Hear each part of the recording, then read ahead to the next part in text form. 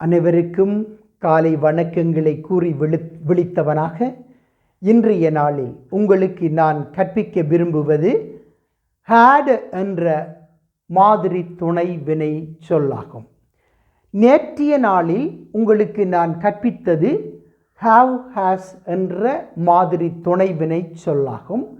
இதன் தமிழாக்கம் வைத்திருக்கின்றேன், கொண்டிருக்கின்றேன், இருக்கின்றது என நான் தெளிவுபடுத்தி அவ்வாக்கிய அமைப்பு முறையை சில உதாரணங்களினூடாக உங்களுக்கு கற்பித்ததோடு மிக திடகாத்திரமான வழிமுறைகளில் நேற்றைய நாளில் உங்களுக்கு நான் கற்பிக்கும் பொழுது கூறியிருந்தேன். இந்த have has என்ற நிகழ்கால வடிவமாகிய இந்த துணை வினைகள் வாக்கியங்களில் பிரதானமான வினைச்சொல்லாக வரும் நிற்கின்றது என்றும், இந்த have has வாக்கியத்தில் வந்தவுடன் ஆப்ஜெக்ட்ஸ் செய்யப்படு பொருள் வருதல் வேண்டும் என்று தெளிவுபடுத்தி இருந்தேன். அங்கு 2 துணைவினைகள் கொடுக்கப்பட்டிருப்பதினால் எந்தெந்த எழுவாயோடு எந்தெந்த துணைவினைகள் சேரும் என்பதை பற்றியும் உங்களுக்கு தெளிவுபடுத்தி இருந்தேன்.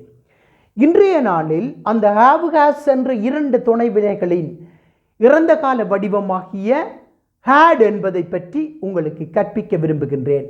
இந்த had என்பதின் தமிழ் வடிவம் யாதென்றால் கொண்டிருந்தேன், வைத்திருந்தேன். இங்கு வைத்திருக்கின்றேன், கொண்டிருக்கின்றேன் என்றால் இங்கு இறந்த கால வடிவம் had என்ற இறந்த கால வடிவத்தின் கருத்து கொண்டிருந்தேன், வைத்திருந்தேன் என பொருள்படுகின்றது.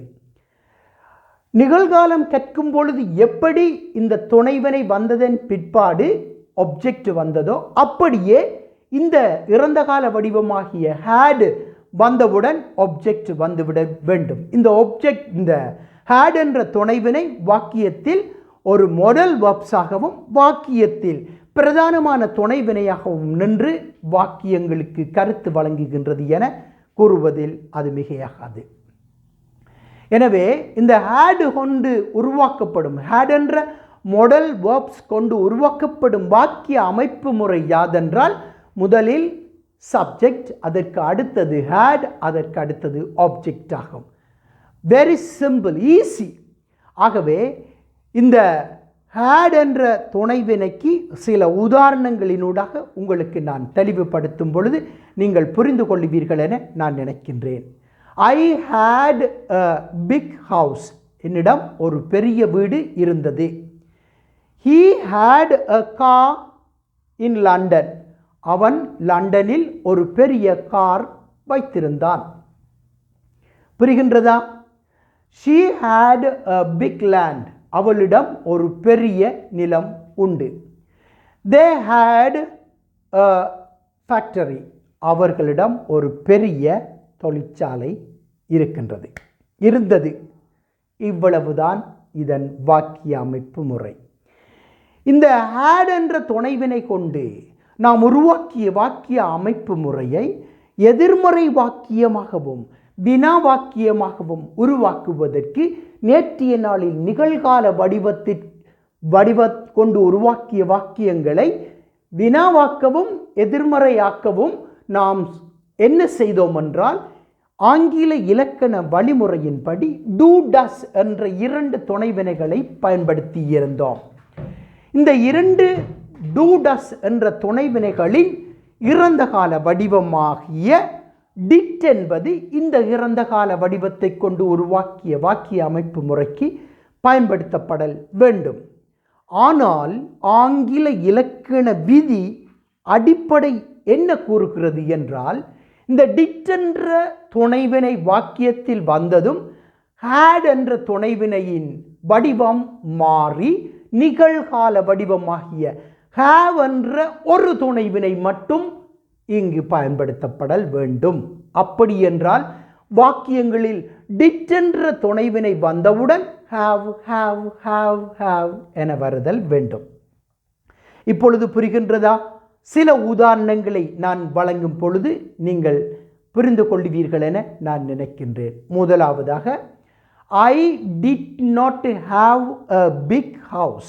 என்னிடம் ஒரு பெரிய வீடு இருக்கவில்லை. He did not have a motorbike. அவனிடம் ஒரு மோட்டார் சைக்கிள் இருக்கவில்லை. They did not have a factory.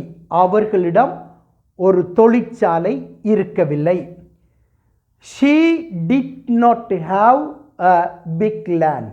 அவளிடம் ஒரு பெரிய நிலம் இருக்கவில்லை. இவ்வளவுதான்.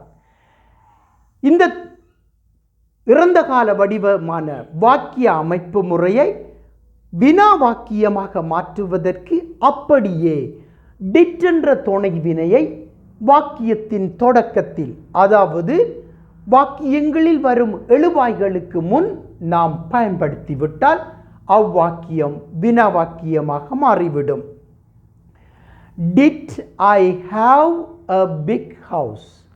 நான் ஒரு பெரிய வீடு வைத்திருந்தேனா என வாக்கியம் வினா வாக்கியமாக மாறிவிடும். Did he have a big house? அவன் ஒரு பெரிய வீடு வைத்திருந்தானா என்று கருத்து மாறி வினா வடிவம் பெறும். ஆகவே இந்த அழகான மிகவும் பிரதானமான வாக்கிய அமைப்பு முறையிலும் சரி, எழுத்து வடிவங்களிலும் சரி, அதிகமாக ஆங்கிலத்தில் பயன்படுத்தப்படும் இத்துணை வினைகளை நீங்களும் கற்று நிகழ்காலம் இறந்த காலத்தில் பரிபூரணமான அறிவை பெற்று பேசவும் எழுதவும் கற்றுக்கொள்ள இந்த ஒலிப்பதிவை, இந்த வீடியோவை உங்களுக்காக நான் தரவேற்றம் செய்கின்றேன். நன்றி.